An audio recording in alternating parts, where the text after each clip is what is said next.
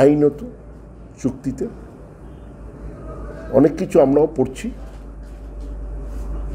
আনোয়ার কোনো চুক্তিবদ্ধ প্লেয়ার মধ্যিখানে কোথাও যেতে গেলে তার এনওসি দরকার। ও এনওসি দেওয়ার আমাদের কোনো ইচ্ছা নেই। তো এবার তার জন্যে ও এআইএফএফে গেছে।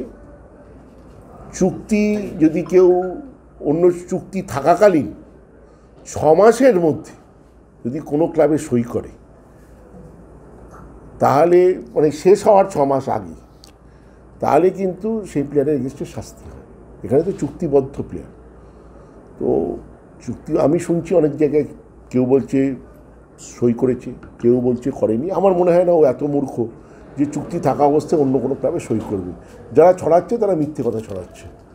অন্য ক্লাবে ও সই করেনি। তো গেছি এআইএফএফে, তবে এআইএফএফ সিদ্ধান্ত নেবে।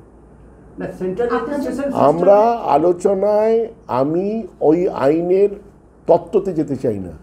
আমি পরিষ্কার বলে দিচ্ছি, আনোয়ার মনমানের প্লেয়ার, চুক্তিবদ্ধ প্লেয়ার, মনমানেই থাকবে।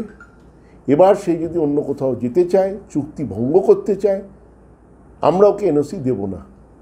এবার চুক্তি ভঙ্গ করতে গেলে ওকে এআইএফএফ যেতে হবে। এআইএফএফ আমার মনে হয় না আইনের বাইরে কোনো সিদ্ধান্ত নেবে। এবং এআইএফএফের সভাপতি একজন প্রাক্তন প্লেয়ার।